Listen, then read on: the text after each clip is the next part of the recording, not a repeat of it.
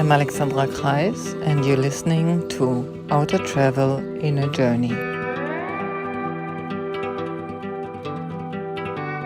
In my own search for self-understanding, I have met people from all walks of life. I bring to you a taste of these encounters.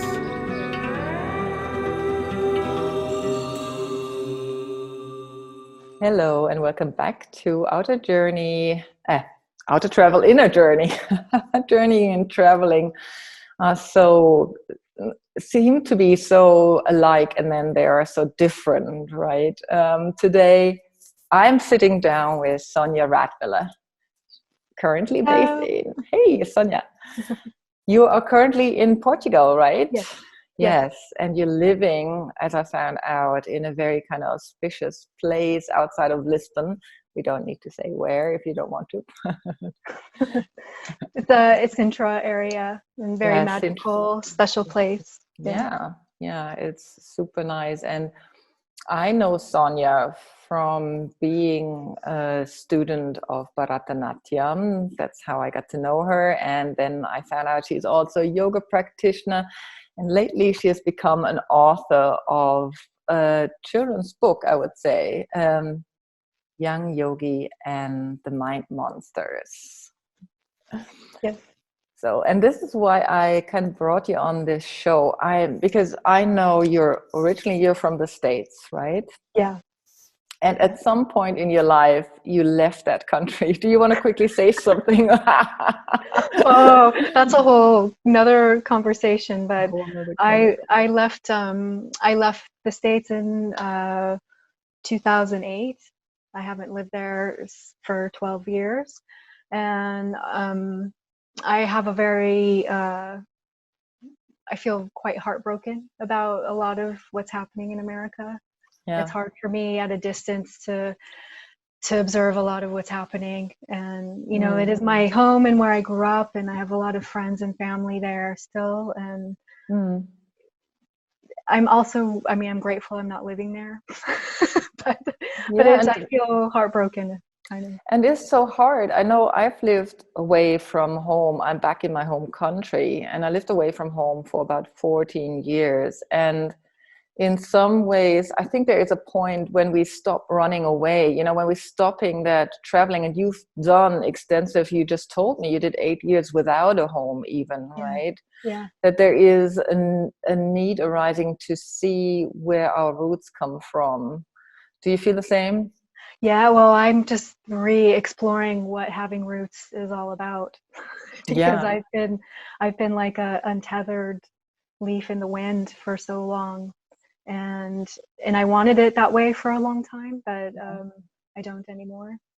Yeah, and work can be grounding, I find. If we have rhythms and stuff. But what did you miss in particular in that untethered way? Even though there is a rhythm maybe to your life, like teaching, practicing, feeding yourself, connecting with people. That would be some form of a frame to me. But what was it you missed most?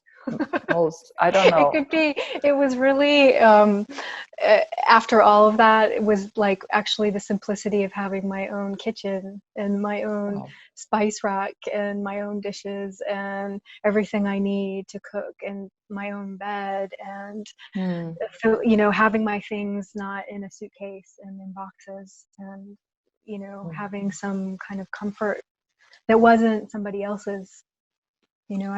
It made me very adaptable, and I don't regret any of it. I loved a lot of it, and I am very adaptable, but I missed like these very simple things.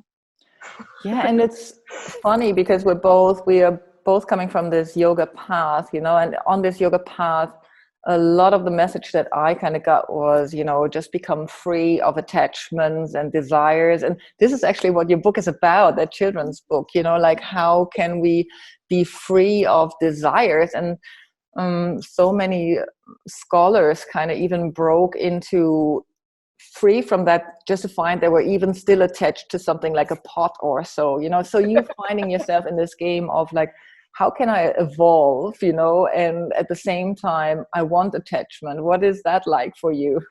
Yeah, well, I mean, although I've been a yoga practitioner for a long time, I'm still a human being. I'm completely attached. I'm like just dipped my toe in all these years of practice, whatever that means. This dip my toe in the understanding of all these teachings, and I'm by no means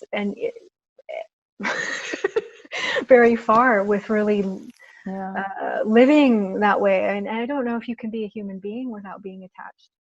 I mean, we're attached to our breath. We're the fear of death is innate, so that's what it's like to be in a body. I haven't planned on this conversation entirely, but what it really kind of throws up so many questions right now for me. Is it possible in a yoga practice, in a hatha yoga practice, ever to arrive in this humanness? I'm just thinking how I had to turn away myself from this physical practice in order to understand and perceive my entire life to be a practice, so to speak. Oh, well, I think that's one pathway of that happening, and certainly I relate to that because, and I think it's important, especially people who choose, say, an asana practice as a sadhana, for example, that you can easily hold on to that and grasp onto it and identify with it as much as if you were a CEO in a company, or running your own business, or being a professional athlete. There are these hooks in life, and a spiritual path is full of those hooks, and maybe even more so because it's a spiritual path. Yeah, that the labeling of calling it a spiritual path becomes the total hook, instead of just, I often thought about what my first teacher said, like even a good mechanic can be spiritual, just in the way he does it, just in the way of understanding a car as a living being as such, and learning from it and being in this exchange of life and what's around us, instead of trying to more and more isolate yourself in these practices and devotional ways of being, while when you have to go out and go shopping, you're suddenly alongside everybody else wearing a mask, apparently.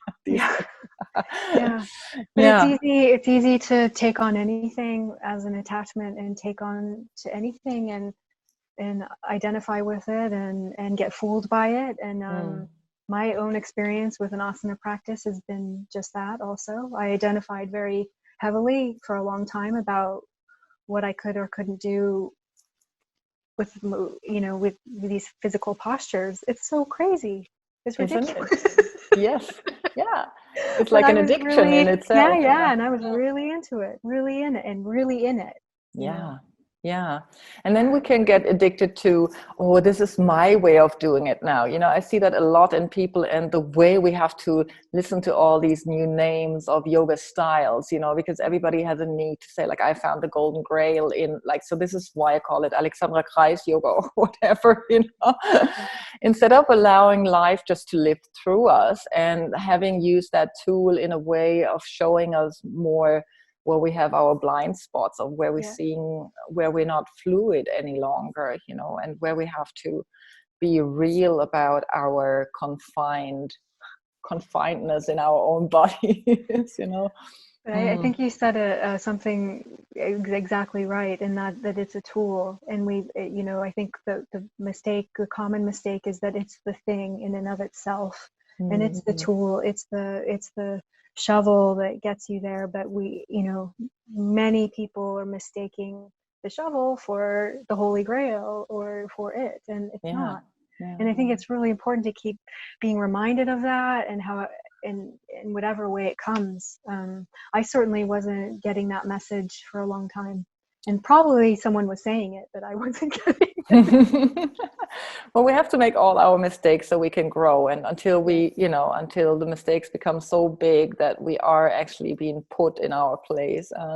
We both found out that we both have injuries, and I think, like, my injuries were more or less telling me, this is not the place for you any longer, or at least not to think about it that way. So Yeah. One thing I think I'm really understanding more is the body wisdom.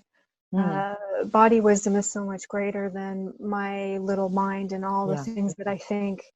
I had a great example recently.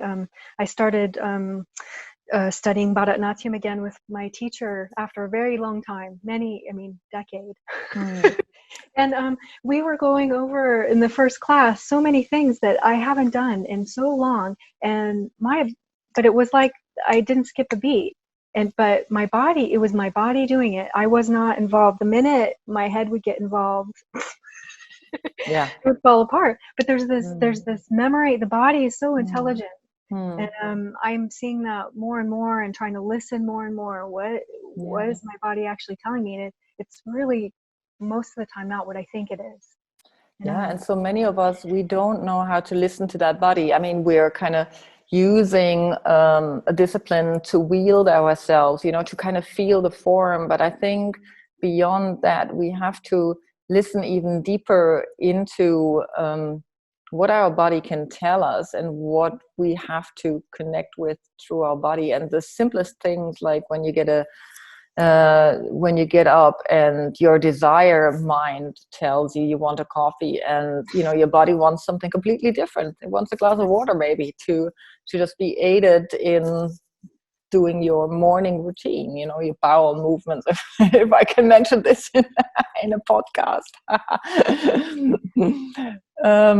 Sonja, I'm so grateful that you wrote that book, because it really brought you back onto my radar, and even talking to you now is just so lovely. I feel, like this whole vibe of you. I like being in your presence, and that I am a visual person, and I read the text. I read Patanjalis Yoga Sutras, which you turned into a children's book, and where I was like, with every little bit you did around that book, you really caught my attention, even if it was just for the drawings and the collaboration with the person who did it, and then kind of braving to make this story happen for children. Can you tell me a little bit more, or us a little bit more? What was the journey to? Oh gosh.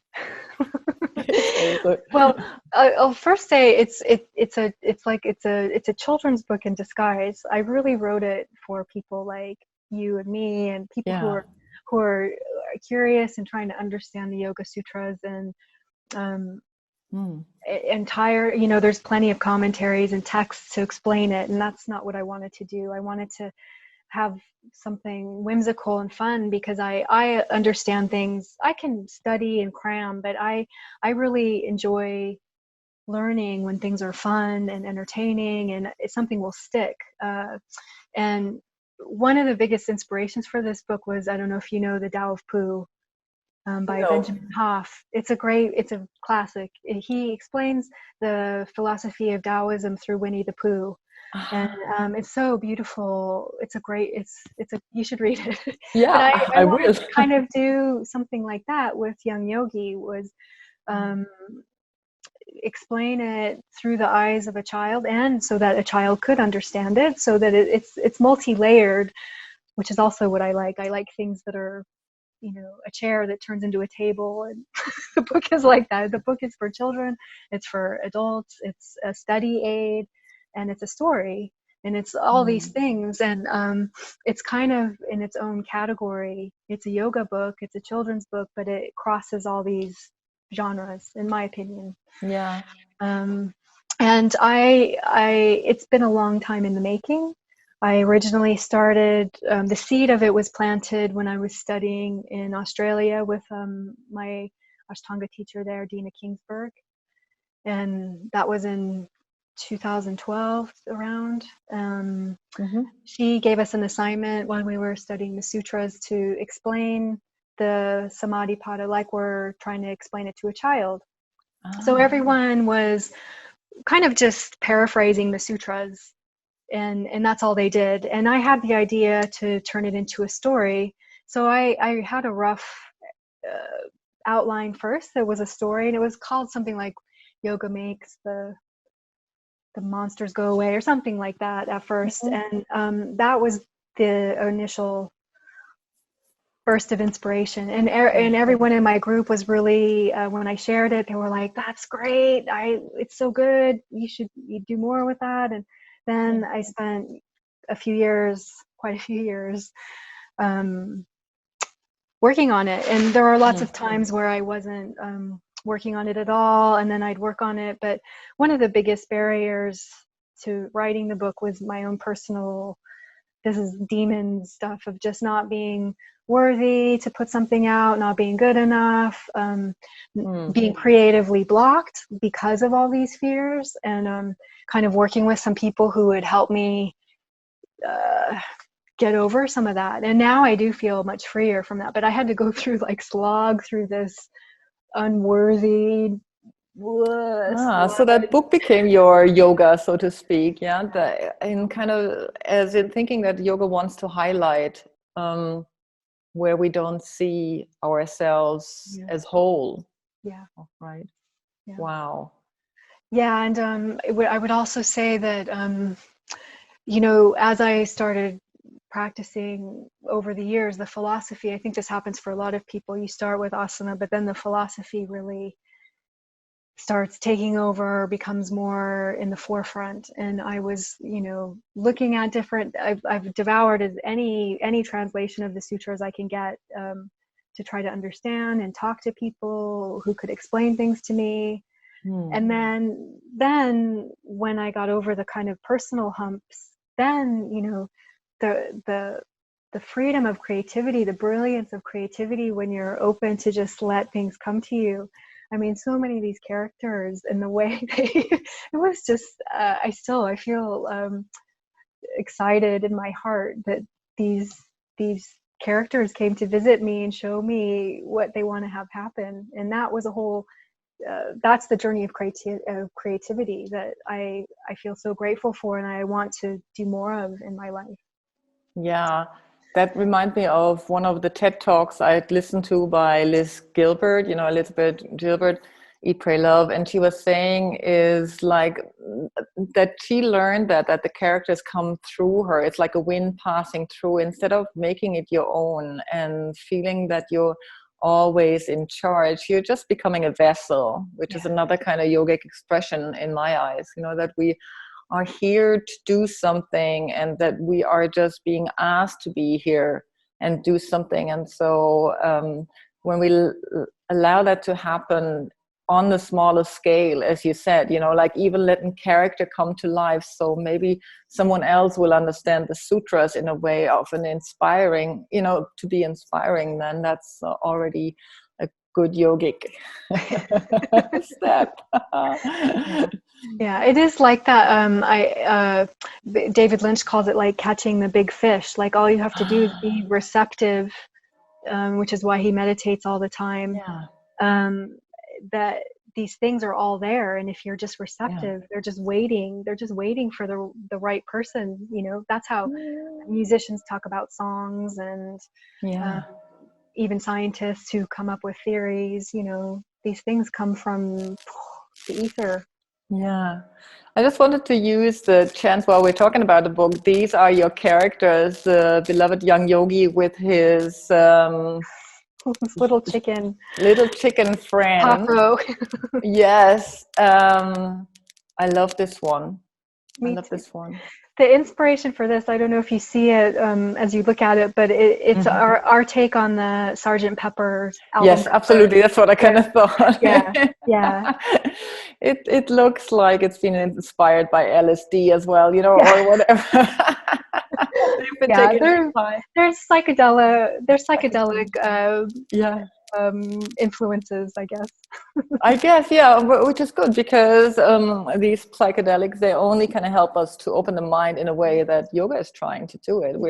When we kind of get stuck in a rigid way of thinking and perceiving, we are not in that perception of that the world can be so in flux. So I wanted to show that to the people, this just to get an idea of what the drawings look like. That really caught my attention, and then I thought, no, I gotta help you do this book. And I helped you to go through the process of finding funding. What was that like for you? That was another hurdle. I mean, out of so many, one of the biggest hurdles of also of completing this book was having the resources to finish it, having the resources to pay my illustrator, whose great illustrations you saw. Her name is Kaori Homura Long, and she's just amazing.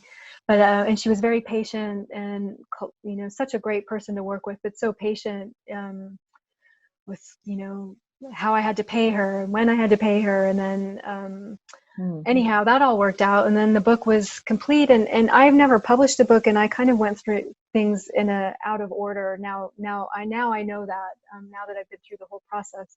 But a lot of times now you can have a book idea and then approach publishers. But I kind of created this whole thing and then had it done. But anyway, I went through trying to get straight publishers, and that process was daunting, to write book proposals and send this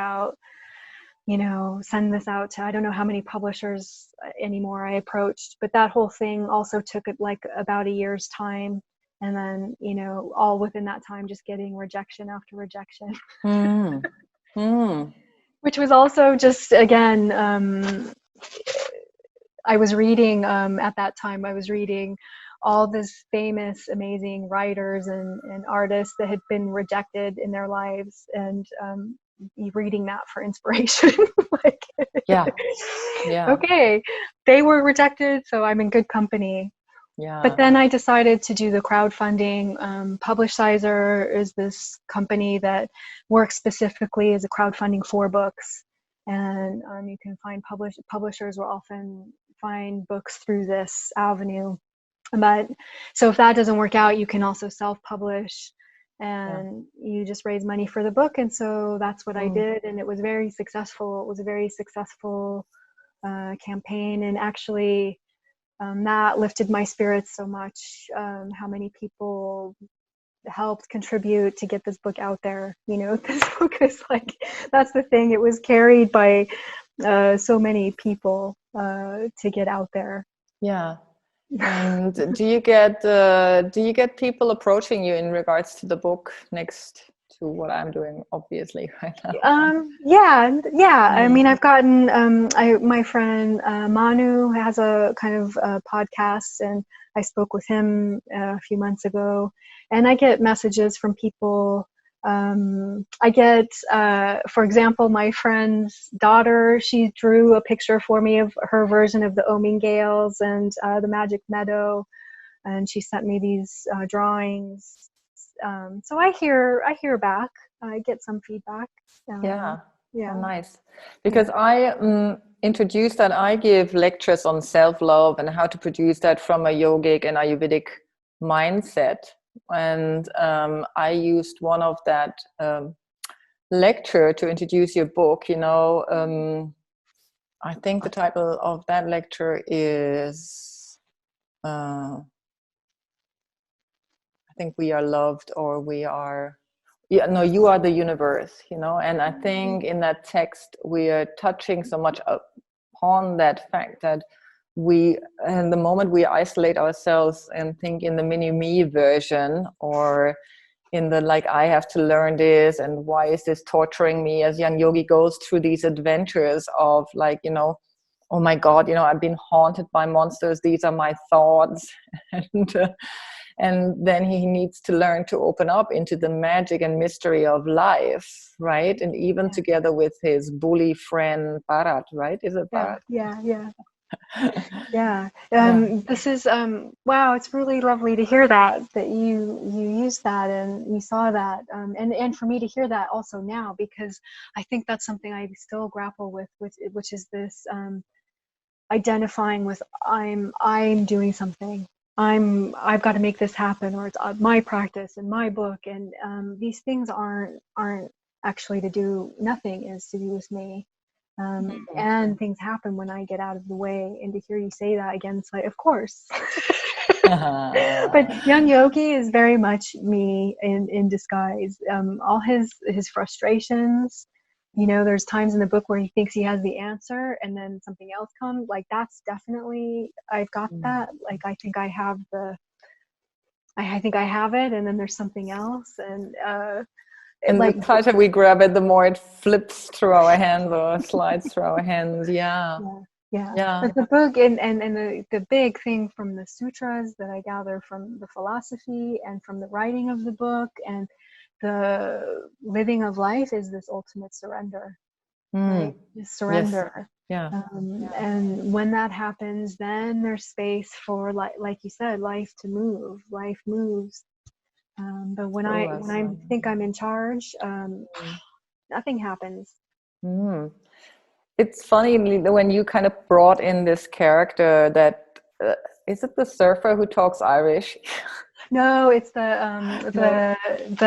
banyan tree. Oh, banyan. Yes, the banyan tree. Yeah. Why did you choose that? That's what I wanted to know. Okay, My well, personal question to the author. This is funny. There are a few places in the book that were hard to write, and the part in the forest where Bharat, the bully, and Young Yogi end up being in detention, and their detention process has them, in this banyan forest, and that formed because not only was I trying to,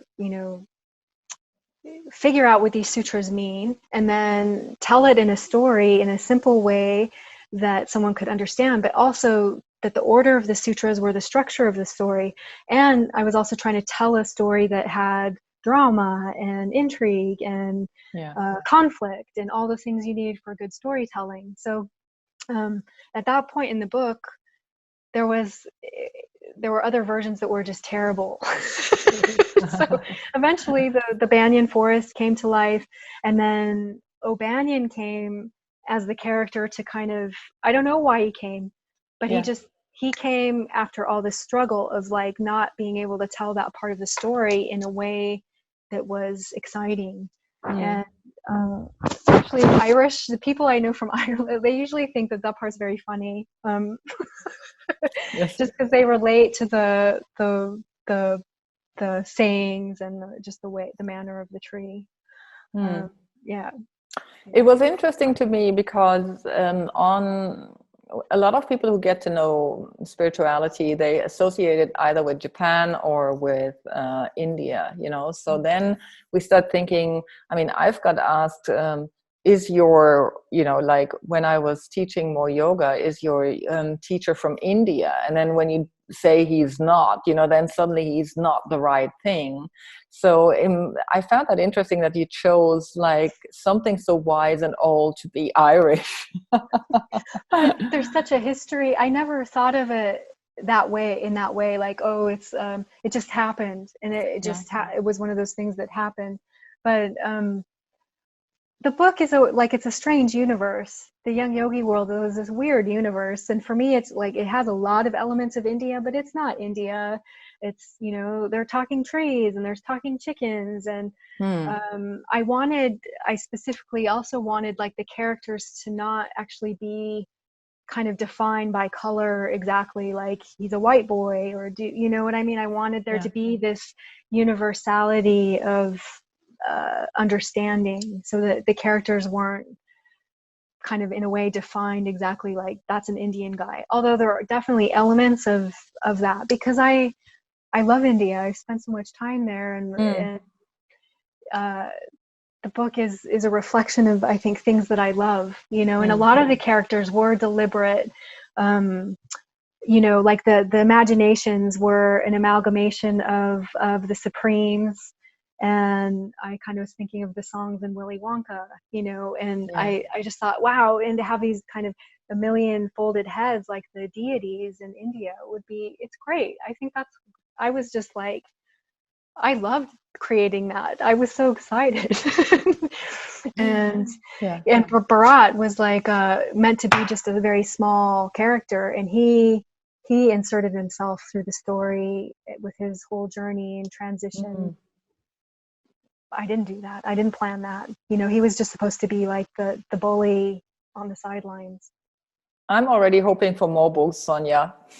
Well, this is all of Sadhanapada, all the sutras written down with all the different translations, and this is how I start this is how I started also with Young Yogi, was like just synthesizing all the information first. So that's all in here.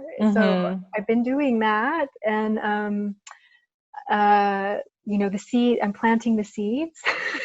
Very good. Sowing the soil for sadhana pada. Oh, beautiful. Yeah. Beautiful.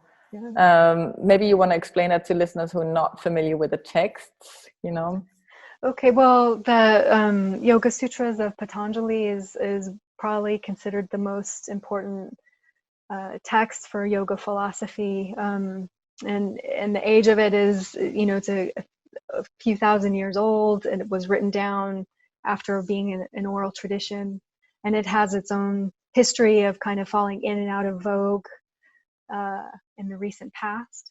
But in this 20th century, 21st century manifestation of yoga, most practitioners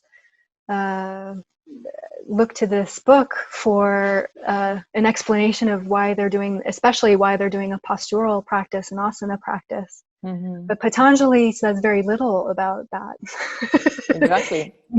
And what he's really talking about, like I had said this to you, what I'm more interested in also is the heart of yoga, which is, this, he mentions the Ashtanga yoga, which is the 8 limbs, but asana is one of those branches. And we're neglecting, as practitioners and teachers, I think, most of us, the other limbs, which are support of what Patanjali is sharing, which is a prescription to end suffering, in a nutshell. I mean, and also, one thing I wanted to make clear also to people is I'm not a yoga scholar. I'm not that person. And even my grasp, I would say, on the sutras, I still don't, I'm not some authority on the sutras at all. I am inspired by the sutras. I looked to that text from my heart, and in my own wanting to understand that, this is how Young Yogi came out, is just wanting to share the way I understand it. But that's how I understand the world. We need to have people that are not scholarly scholars. We need to have the scholars as well in order for, these things to stay alive. But we also need to branch out into the public. And the less you take yourself as a scholar, the more you have a way of maybe reaching people who are interested in ending their own suffering. So, that's what I think. And who isn't? I mean, who isn't? Who doesn't want to at least inquire, why am I in pain, and is there something I can do about it? And there is, and Patanjali has an answer, and some of it's so simple, but like simple things aren't always so easy. Yeah, we have to uncover all these fancy things that we're wearing, of thoughts and self-descriptions and roles we've taken on. And particularly when we become adults, we think we need to be a certain way, and then that kind of strikes us sideways at some point when we start to suffer, from being stuck on something that doesn't suit us any longer. Yeah, and that's I guess with the journey of life is why it's a journey is that things must evolve and must change, and what was once appropriate may no longer be appropriate. And if we can flow with that, I don't think there's a problem. But from my own experience, when I fight and hold, and I'm sure it's supposed to be a certain way, but everything's telling me otherwise. So obvious, of course, this is not creating harmony. Well, we're coming to the end of this show. I just wanted to let you know, there was already people asking, is this available in different language? So I hope this book kind of keeps publicizing and eventually kind of reaches a fame where we can have it in different languages. That would be nice. There's one woman working on a Spanish translation, and I just got an email of someone who asked if they can translate it in Russian. Wow. So those two, and maybe someone will want to do it in German and Dutch. Yeah, exactly. Or in Italian, it was asked. Oh, okay. Yeah.